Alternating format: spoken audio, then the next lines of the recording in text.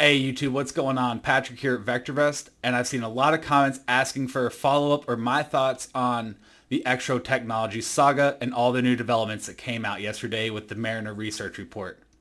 Well, I'm here to give you my thoughts. It still is early, but after doing some digging, I am now more bullish on EXRO than I was even a month ago. So if you want to see why, stick around for this video as I dig into all the details. And before we dig in, don't forget to like and subscribe to our YouTube channel and let me know your thoughts on this video in the comments below.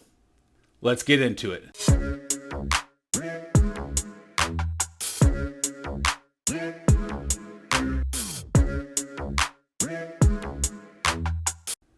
Alright, so if you're here right now, that tells me that you are interested in EXRO Technologies. Let's start off by giving a brief overview of the stock, what's going on, for anybody who's new or not familiar with it. So EXRO Technologies is a Canadian company that builds coil drivers and motor driver controllers to help improve battery technology in all kinds of transportation fields. Yes, they are a smaller company. Yes, they have been doing a lot of partnerships, and yes, they have been doing a lot of research to really fine-tune their technology. The stock has gone up about 1,300% over the last year. And yesterday, as of March 2nd, a company out there called Mariner Research Group, which is a hedge fund that shorts companies, released their report why they think EXRO Technologies is only a 35-cent a share company. Well, before the big drop yesterday, it was trading in the $4.80 to $5 range. And then yesterday it hit a low of $2.05 after the report came out. The report stated multiple different areas that they feel are over-exaggerated or overstated or inaccurate. Let's go over a few of those, talk about them, and see what is actually going on. So one of the big things that they were stating is that all their partnerships that EXRO Technologies has come out with over the last few years are over-exaggerated, and that they see no opportunity for revenue from these partnerships.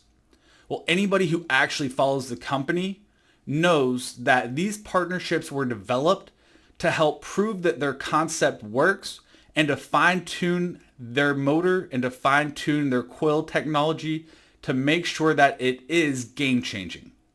And so far, the results have been promising, and the results do look really, really good.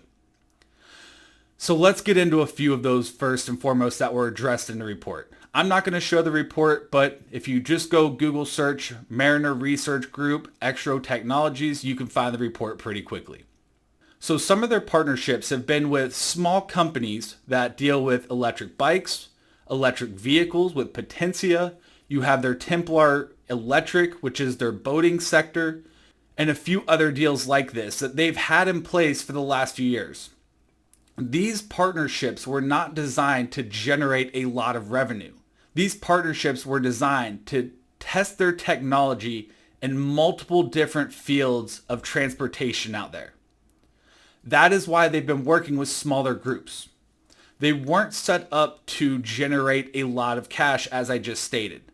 They want to make sure that their technology can work in electric boats, electric agricultural vehicles, and electric bikes, and electric motorcycles, and electric everything.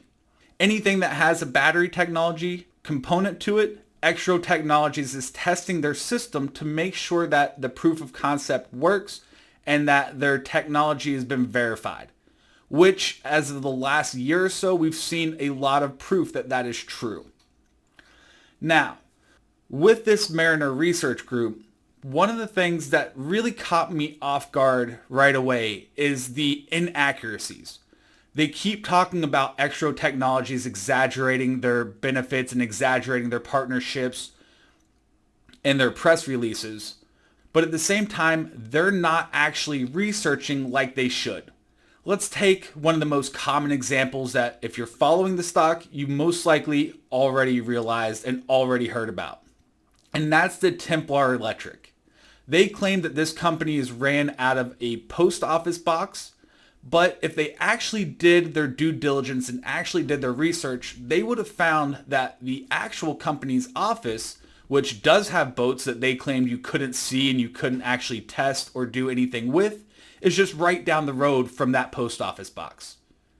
Come on now. And you're going to report a bearish report on a stock, especially after the whole GME fiasco? You need to make sure your information is correct, accurate, and as airtight as possible. Well, they didn't do that. Another example of their poor reporting comes in their Potentia deal. They stated that the $500,000 that Potentia signed the deal for never was shown on their balance sheets. Well, if this Mariner Research Group knew anything about balance sheets and how stocks report that, they know that these stocks don't have to report every single line item on a financial statement. So what that means is that it doesn't negate that $500,000 deal that they got with Potentia, and that Potentia could very easily have paid them that money, but because the company is in debt, because they are a startup, they're aggressively trying to grow their technology and improve their technology, that they're still in a loss for right now.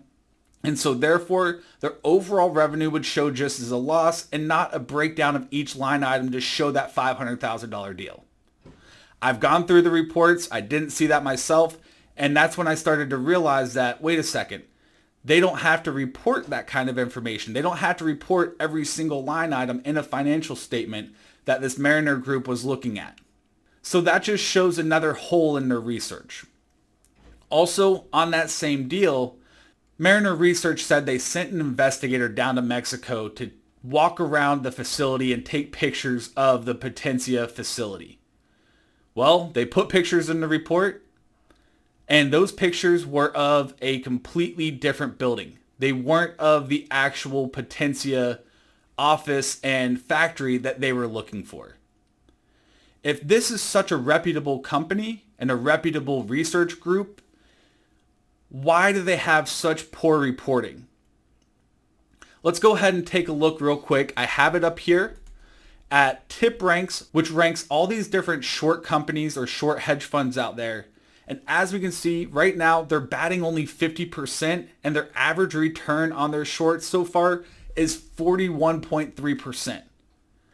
And seems like they're trying to go for more of a hit job or a hit piece or a smear campaign, however you want to word it, rather than actual reporting. Because if you look at the report is shoddy. It looks like a high school's research done in Microsoft Word and just copied and pasted to a website. There's a lot of snips of articles rather than giving the whole article, which you can actually go get from the EXRO Technologies page. So there's a lot of misinformation and just underreporting of what they're trying to say. If you actually dive into it, there's actually a lot more to those articles than what they show and what they try to state as fact, even though it's just a small portion of the actual overall picture of it. So that also brings me into looking at their ranking. They're ranked number 7,593 out of 7,950 bloggers. And on TipRanks, 14,538 out of 15,292 overall exports. Are you really going to listen to the research done by the worst 1%? Or do you want to see the research done by the best 1%? Well, that's why you're sticking around here for right now. So we've covered that. Hopefully you guys understand where I'm coming from on this. And one other aspect that I want to talk about with this report is the deals that they did not mention.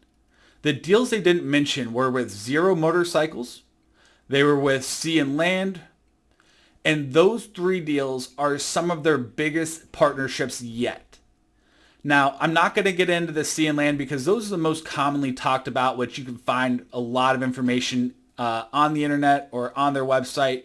The one that really caught my attention, it makes me more bullish now than I ever was in EXRO Technologies, is the Zero Motorcycles deal. They signed a partnership with Zero, and Zero is a provider of all electric motorcycles. Well, doing some homework last night, Zero Motorcycles just signed a deal with Polaris, which is a motorsports provider. They're one of the biggest names in the industry along with Yamaha, Suzuki, and a few others.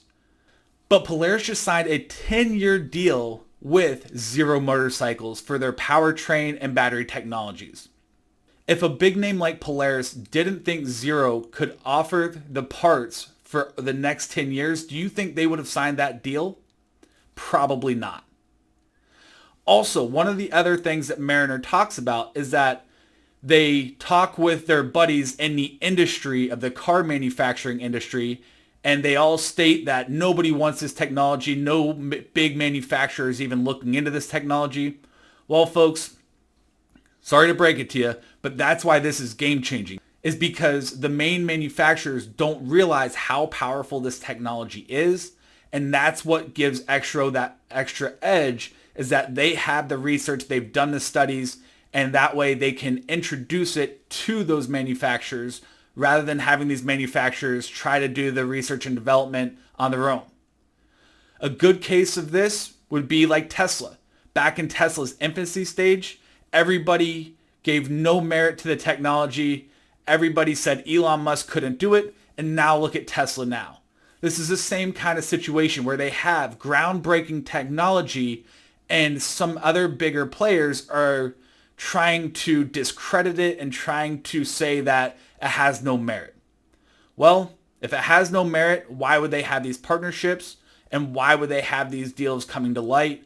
And why have we seen proof of concept so far with EXRO Technologies? Going back to that whole Polaris thing now. When doing my research on the Zero motorcycles, I went to the Find a Dealer section and found one that's even in my area. I went to that company's website and found that it's not the Zero motorcycles that you're seeing there. It's the Zero Technologies inside the Polaris side-by-sides, ATVs, motorcycles that makes them available in these stores all across the US and all across Canada as well. So when Mariner Research comes out and says that EXRO has technology that nobody wants and they have no way to get into the big boys table, if you will, and that they're just going to be a small company that never really grows, that is really undercutting this whole deal with Zero motorcycles. If Polaris, which is a huge name in that field and industry, is willing to give a 10-year deal with Zero motorcycles, and Zero motorcycles is willing to make a partnership with EXRO Technologies to test their product and to test their coil drivers and their own systems to make them even better, you can bet this will be an easy way for EXRO to make a name for themselves and to get their product known by the big players. Why is this never talked about in the report? How come some of the biggest deals are never mentioned? They only mention the partnerships that EXRO Technologies created to test their technology and not the partnerships that have the ability to provide revenue going forward to them.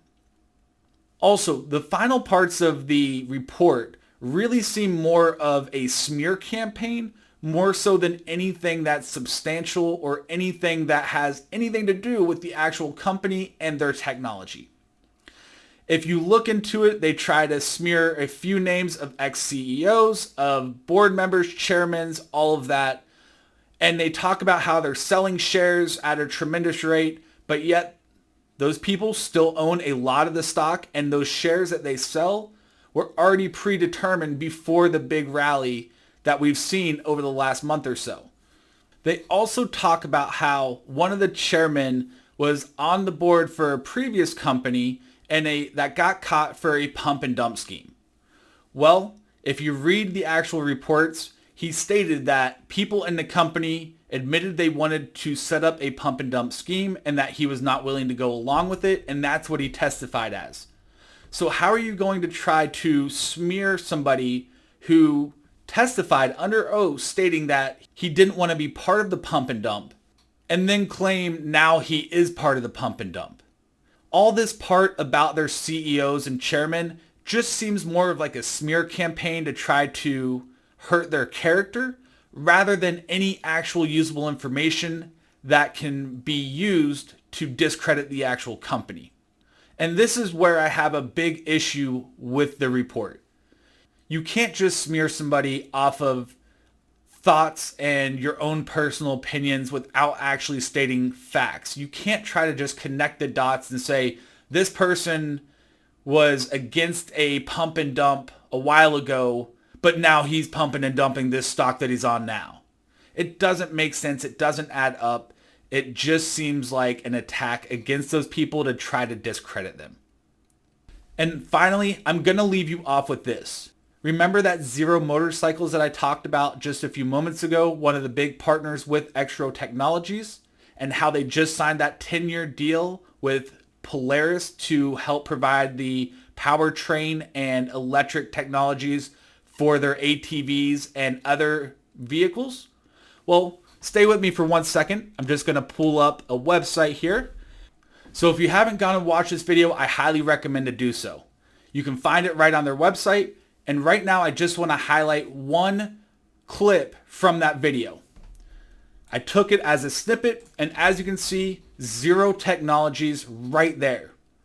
Polaris, for their all-new electric UTV coming out in December of this year, they're using that EXRO Technologies. So, a big name dealing with another big name that EXRO has a partnership with. If this doesn't get you excited about this stock and their potential to get their name out there in the bigger field, I don't know what else will. And this single piece of information that I found last night was the reason why I'm more bullish now than I ever was on EXRO Technologies. Now, before we end this video, I want to let you know the statement from EXRO Technologies has not come out yet. And I will be sure to make an updated video and talk about that and my thoughts on that. But this is just my initial thoughts on the report that came out last night. And after doing some research, this is what I came up with. So let me know your thoughts in the comments. Let me know what you guys think of this stock. Let me know if you think this is a great buying opportunity, because if you believe in the technology, when EXRO is down at $2, $2.50, this could be a phenomenal buying opportunity. Once again, this is not stating that you should go buy that. This is not financial advice. This is just my thoughts on the whole EXRO Technologies saga. So until the report comes out and I can get another update for you guys, hopefully you enjoyed today's video. Share it with your friends, share it with your family. Let them know about this company, because so far it looks like we have a lot of potential with this still. And this is groundbreaking technology to help us get into that goal of having all vehicles become electric vehicles and helping save our planet and help make our planet sustainable for our kids and future generations. So until then, take care, adios, see y'all in the next one.